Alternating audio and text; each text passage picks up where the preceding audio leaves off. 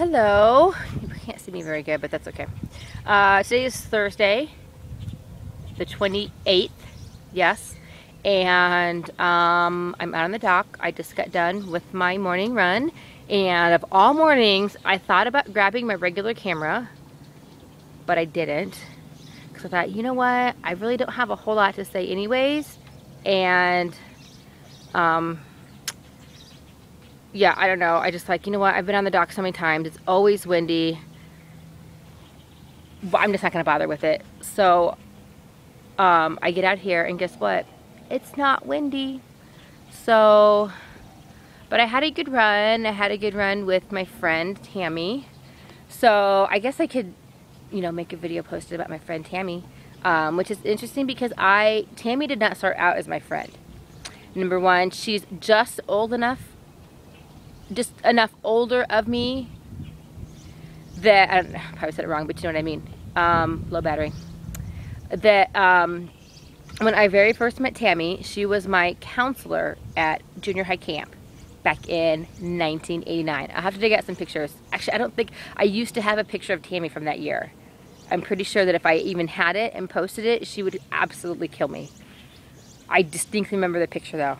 And actually this year, I could be wrong, but when we got into our dorm this year, I was kind of looking around the room. I kind of had a deja vu feeling, I think, and I was like, I think this was the dorm that I was in the year that I had Tammy as my counselor. I don't know, I could be wrong, but I do have pretty good memory. I know we were downstairs. I know it was in that cluster right there. But anyway, I did not like Tammy.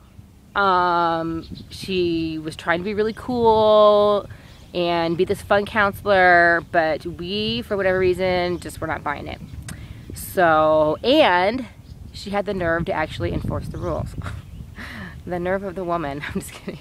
I mean, at the time, I'm sure that's how we were. We're like, okay, whatever. Like, we're gonna listen to you. But I mean, I wasn't truly rebellious to her. I don't think so. I should ask her. But it was just kind of like, whatever. We don't know you. You're trying to be cool, but you're not. And you're enforcing the rules. How lame is that? So, but it was an okay year for camp. And then I remember the next year, well, yeah, now the wind picks up. I feel it.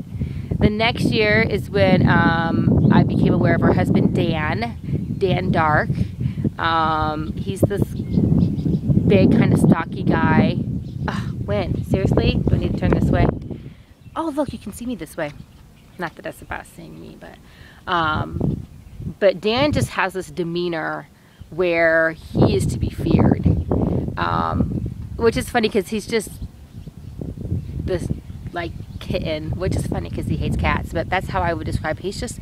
He has such a soft, tender heart, but he's this, not big, he's not really tall, but he's just this bigger man. I have to find a picture of him so you guys can see what I'm talking about. And everybody feared him. I mean, he was the dean and everybody feared him. But I actually always really liked Dan. Yes, I feared him, but it didn't matter because he was the boys' dean. He wasn't the girls' dean, so it didn't matter. And so a couple years later, fast forward a couple years, Tammy and Dan were always around camp. You know, they were pastors in Iowa, and just a lot of comings across with them and stuff. And so fast forward a couple years, and right after I graduated my senior year, I was in Talents for Christ. For those who know what that is, it's a scholarship competition, and I placed first in the state of Iowa in the brass competition. And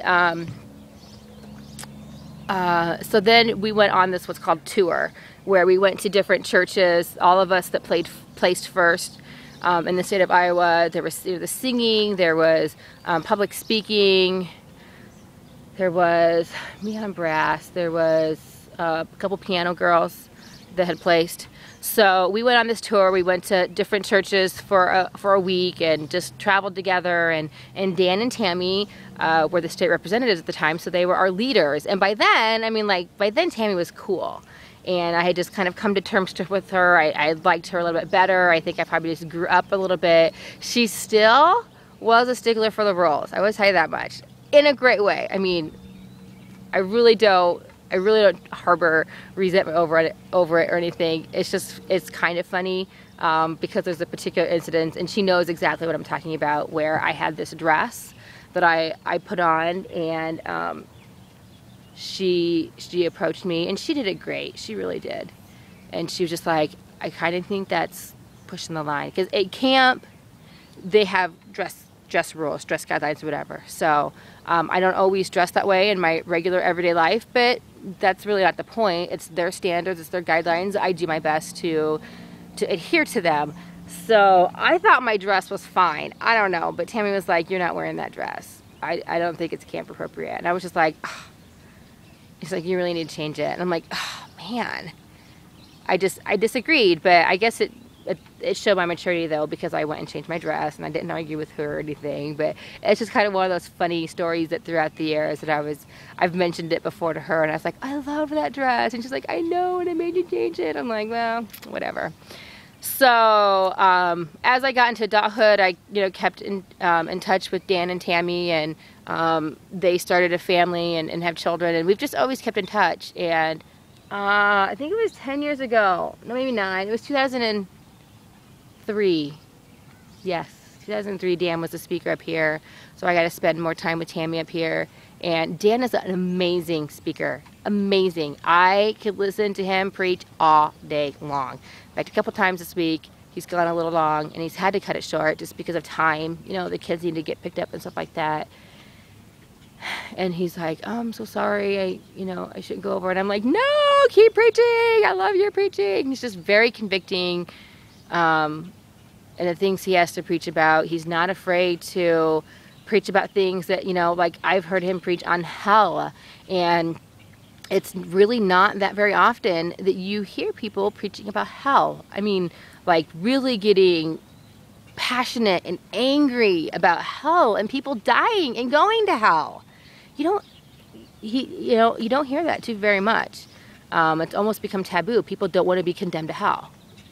So, but it is a reality as believers that there are people who are going to hell. We don't know who's going to hell, and I know the world is, we have to be careful not to be the judge of that. We don't know sometimes we think we know who is and isn't going to hell, but we really don't. And I'm sure maybe that's maybe what the world is a little more ticked off about, is that we tend to be the judge, either through our actions or our words, as to who we think is going to hell or not. And that's not our place. It's not. And I know it's easy to make that assumption of the woman who sleeps around, and the man who's a drug addict, or whatever loser thing we can think of in their life, and we tend to think they're going to hell. And maybe they are, I don't know, but that's not our place to judge them. It's not our place to make them feel like they are. So I actually think that's a little bit more of what the world's problem is with us as Christians. That they probably just maybe don't agree. People don't want to come to terms with that fact that it may be a reality. I don't know. Got a little theological there. That's not really my venue. It's just a couple of thoughts I had. So I ran with Tahmi this morning. Tahmi's a runner, and it's great to always have somebody who understands you. Tahmi and I connect a lot on Facebook about our running and races and stuff. One of these years, I'm vowing to go run to Dam and run it with Tahmi, and just have a great time doing that. So I was able to go out with her for a few miles and just to talk about some stuff and to laugh, and just I love having a running partner, and Tahmi is a great person to have. So thanks for the run this morning, Tahmi. You really did me a favor. It was actually interesting because last night we talked about running when she got up here. She got up here yesterday, and we talked about, yeah, we'll have to go for a run, whatever. Well, the day just got by us. We saw each other, we talked a few times, and then when I got back from my room last night, I was like, oh, I never set a time with Tahmi. And so I actually walked over to the room. I didn't tell her this. I walked over to the room. It looked like one of the lights were on. I knocked lightly, but nobody ever answered the door. So I was like, well, I just kind of told myself, I guess I'll just get up and run. And it sounds a little cliche-ish maybe, but I was like, I'll just pray that we'll cross paths. We'll just, we'll be out at the same time. We'll just happen to meet up. So I got up this morning. I wasn't sure what time I was going to get up this morning. I know it needed to be a light, easy day. And I head out, and Tahmi's up there on the road. up by the entrance of the campground. And so I was like, are you coming or are you going? Because all of a sudden my fear was, oh great, she probably just finished her run. And my timing was just horrible. I should have got up sooner because I kind of slept in. That was a quotation, slept in. To a little after 6 this morning. That's probably the latest I've slept in this week. But no, it worked out. She was just heading out on her run, so it worked out perfectly. Is there a bug or something on my head? How long was that sitting there?